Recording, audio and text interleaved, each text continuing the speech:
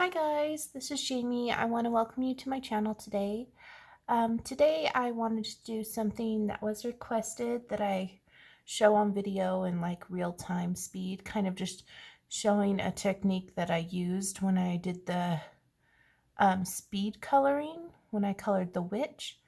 So this is something I've been doing a lot lately just because I've been experiencing a lot of hand pain right through here and right through the back, and causing it difficulties just to do massive pencil work. So I've been using basically marker base and then putting pencil on top of it, creating my shadows through my pencil or highlights or whatnot.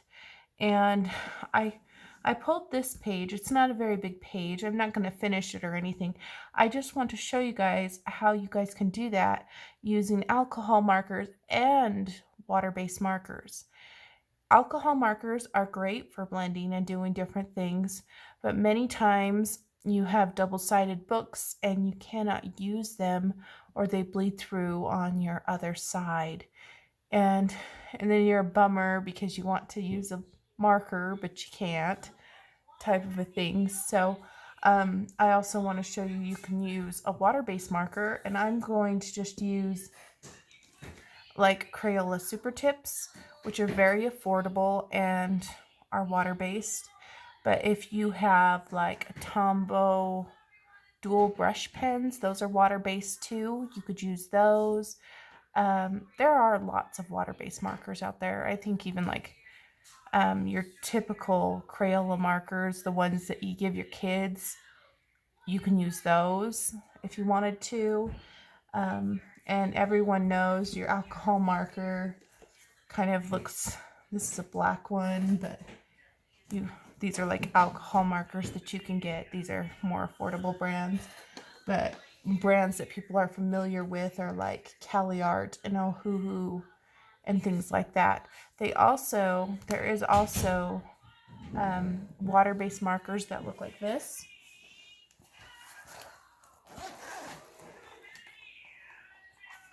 That have the dual tip, and they're water-based, and you could use these as well as your base. But today, for this video, I'm going to use an alcohol marker and a Crayola Supertip just to show you the comparison between a water-based and regular. There you go, buddy. Ethan. Sorry about that. My son's just come in the room. Of course, nobody's in the room, and then as soon as you start filming, someone comes in the room. Hang on just a second, guys.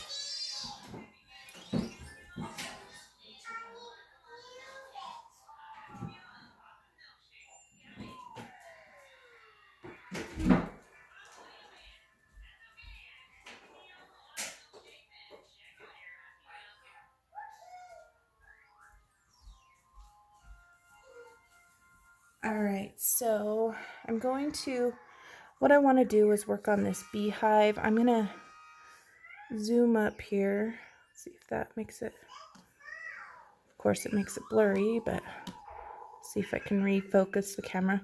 There we go. So I'm going to work on this honeycomb thing, and then I'll work on this honey. So we'll do the alcohol marker on this. I'm just trying to decide what I want to do.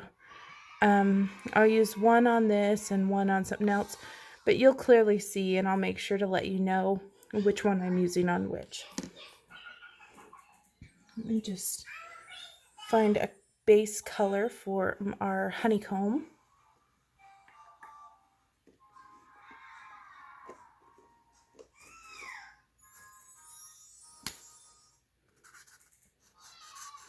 Which I actually want pretty neutral because I want my colors to be mostly coming from my pencil.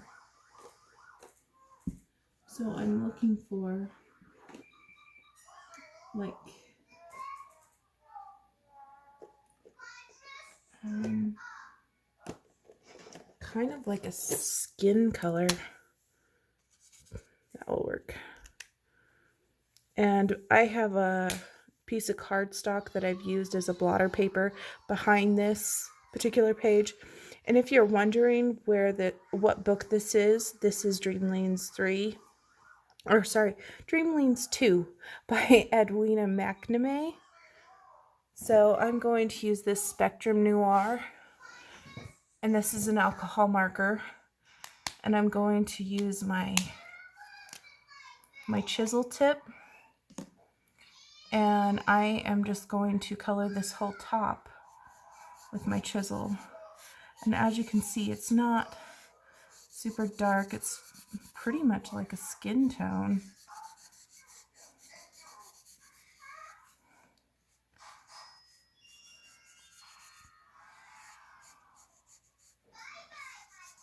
I do like to do this technique in a lot of my colorings because it speeds up the process. And for me, I don't know about you, I don't have 10 hours to spend on a coloring page. I have quite a collection of books and I want to get to them as quickly as I can, and I want to do a good job, so I find this marker base is helpful. So I went ahead and did the alcohol marker as a base. As you can see, there's some blotchy parts still left from this alcohol marker, and that is not a problem because once we do the shading, you won't even be able to tell. So I'm going to, I have my pencils here. Sorry, I'm still zoomed up, but I don't want to zoom out quite yet.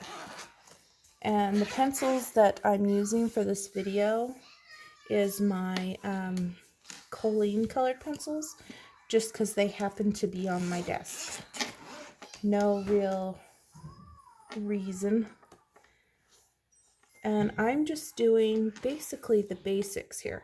So I'm going to start with this color right here. I don't know the color name. It's Colleen number 503.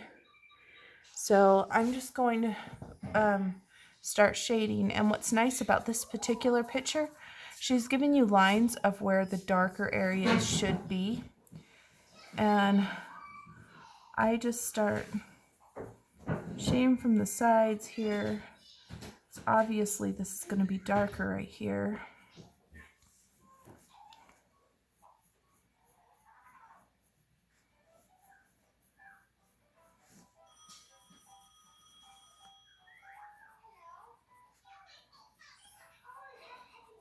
I mean, you could make this more yellow if you wanted to, the honeycomb, but if you've ever actually looked at a honeycomb, they're not yellow, so I thought this would be a good color.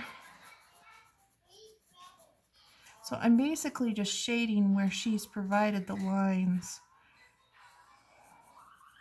And I didn't sharpen my pencil to a fine point because it is pretty sharpened, but it has a little bit of a bluntness on the end, which makes it so it smudges the pencil a little bit, making it less work to shade. And for me, less work on my hand is better for my hand, at least currently. I don't know what I did. It was like just the past few days, my right through here and all the way down have just been so achy, and I just don't know what it is. I don't have carpal tunnel or any of that. I've never had a problem with any of those kind of things before, so I'm not sure. Maybe if I just change repositioning or switch to watercolor for a while, it will heal up on itself. So get these lines a little bit.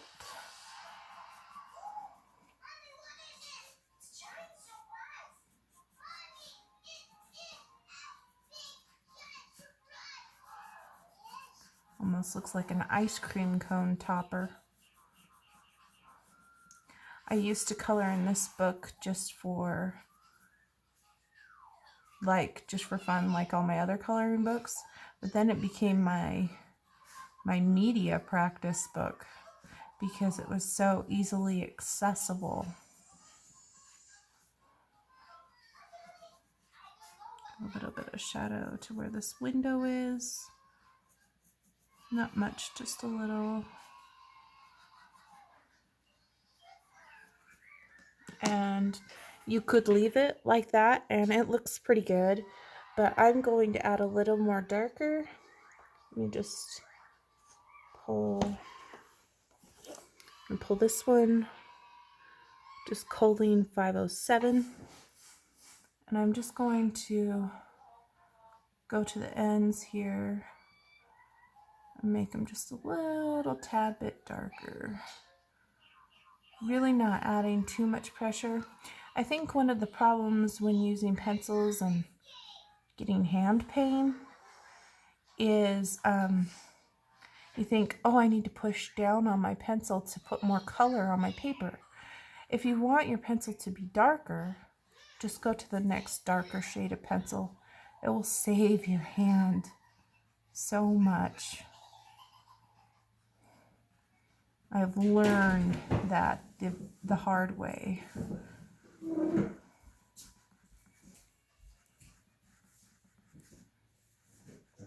And I will put this book and these particular pencils in the description, and I'll put the Crayola Supertips as well if you are interested in those. I could put these in there, but I might pull other alcohol markers, and I just want to make sure I pull the one that we're talking about. I'm trying to decide if this ring right here is part of the honeycomb or not.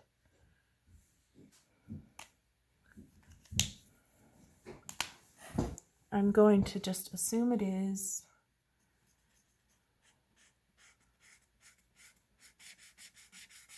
This marker is almost dead. I got this pack of the yellows and oranges a little while ago, and I've used them pretty much to death because yellows are my favorite.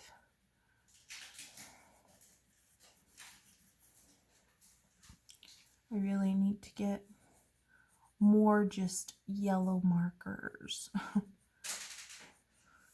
It's great to get the sets, but I could benefit just from yellow, I guess. I did see some Arctic's yellow markers that come as just the yellows, and I put them on my wish list. Might need to pick up those sometime. We'll see. Alright, so that is the top of my honeycomb, and I didn't like massively do too much shading to it, but you get the general idea. Now what I'm going to do is I'm going to do this honey, I think, and I'm going to use the Crayola Supertip. And hopefully this one is good, pretty juicy, because you don't want one that's going to dry out on you. So we'll do the best we can to get through this little honey spot with the Crayola Supertip. If you're using water-based markers, you want to make sure they're dry before you put on the pencil. As you can see, I am using the side of this marker to color this, to try to eliminate as many streaks as I can. If I get streaks, that's okay, because I will be shading it with pencil. And I don't need to get the edges perfect because I will have pencil, so you're just creating that base.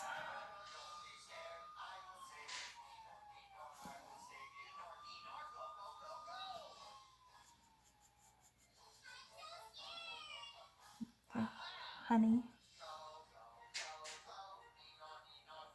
I was trying to find a Halloween picture, but I'm kind of Halloweened out for the day, so this works. Gives it a little bit of a change of pace.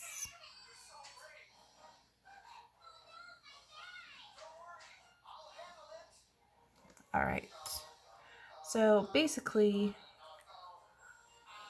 I've colored that honey, and you can see the lines, you can see the streakiness because it is a water-based marker. But don't worry about it. We're just going to use our pencil and we'll make this look 10 times better. Just find some colors that we want to pull. So since this was kind of like an orangey yellow, I was hoping this would have been lighter, but it is what it is. Use these little streaks to your, or the light streaks to your advantage for your highlights. And I'm not sure how these pencils will do on top of the water base in this book, but we'll give it a try. I'm going to use an orange for my darker, which is the Colleen 406. And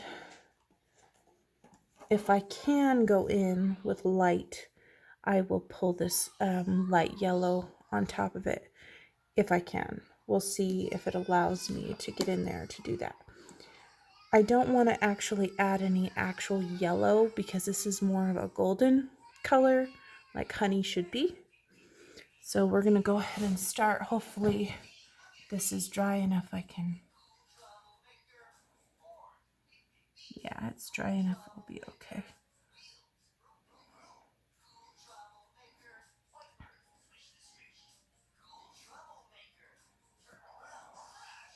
I don't know if you can see that.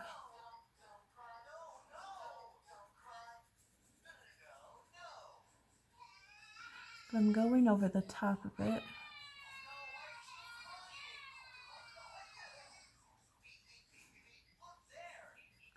Just creating that darker shadow. And I'm only doing this side. I don't want to do it all the way around. Kind of gives it a highlight and a low light to it.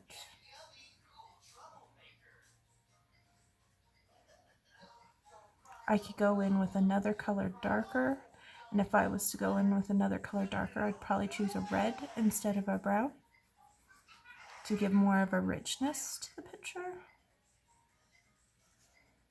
I really like warm colors. Maybe that's why I'm prone to using yellow. I think a challenge for me would be to use blues and cooler colors. Just going over this rim.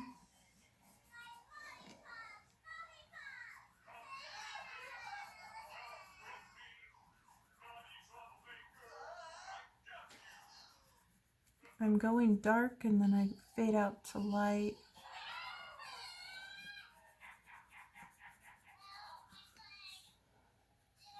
Now, as you can see, I'm hoping you can see that it's kind of taking away those lines that were created. I'm going to take this white lighter yellow, hopefully it works. And I'm just trying to emphasize this lighter area of the honey drips.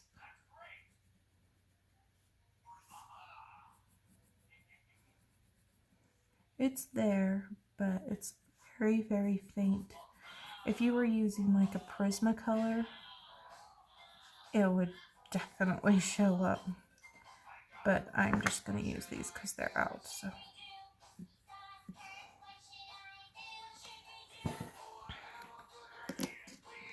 And there's only a couple spots that I'm not happy with, like this one. So I'm going to just fade that out a little bit with this orange. But for the most part, I'm pretty happy with that drip. It's created some dark and some highlighted. And once you're done with that, you could take like this one, actually. Yeah. I want this one. This is a Jelly Roll Moonlight Yellow. And you could take this one and you could just go over these ends right here. Just to create a little more highlight if you want to finish it off.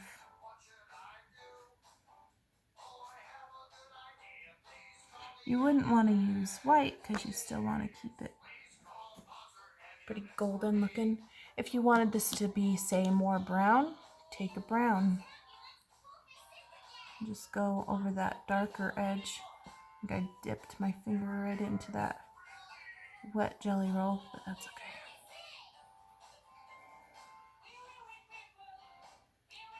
So I'm just creating that little bit of a darker, create some shadow. You could do this with the red, like I said. The brown just happened to be out because of the honeycomb. I kind of smudged out of the lines there, but that's okay. But as you can see, I accomplished just this little portion fairly quickly, actually, with using markers as a base and then using the pencil on top. I hope that this tutorial helps some of you that are curious on how to do this. Maybe I will, before I sign off, maybe I will do something else. Just trying to think what else I could do. I could actually do these windows in like a light blue.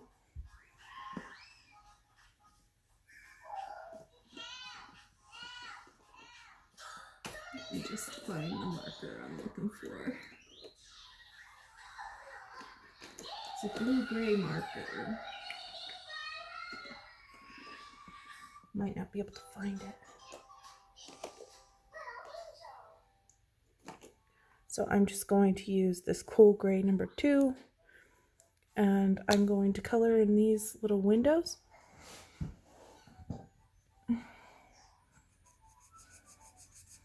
So cool gray, it's very, very light.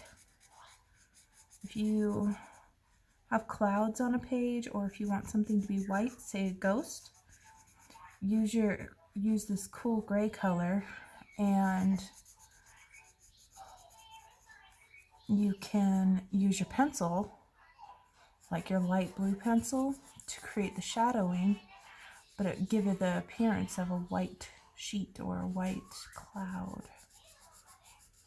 And then you could go over the lines with a white jelly roll to make it even cooler looking. So I just went over those. I don't even know if you can tell that they've even been colored, but they have been. And I'm going to pull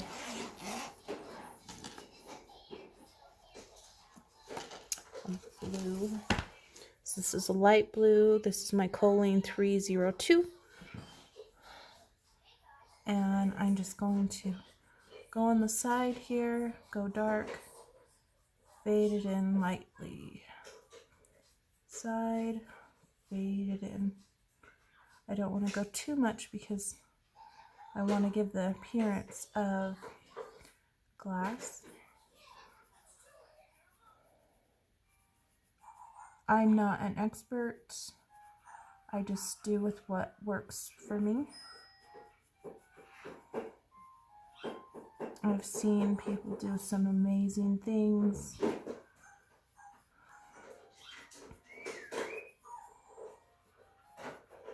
And they have the time to sit and accomplish things that are totally like worthy of being in an art gallery. Me, I just want to color things that I find pleasing. If I'm disappointed with the picture, I get a little discouraged and may not want to color right away again. But for the most part, ever since I've been using the marker base, I've been pretty pleased.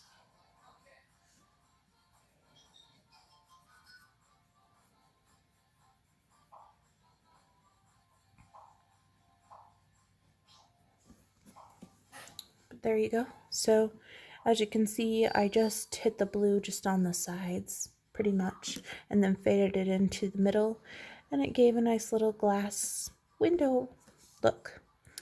I hope this helped those that requested this video, and I hope you guys are all having a wonderful day. Thanks for watching, and I'll see you guys next video. Bye, guys.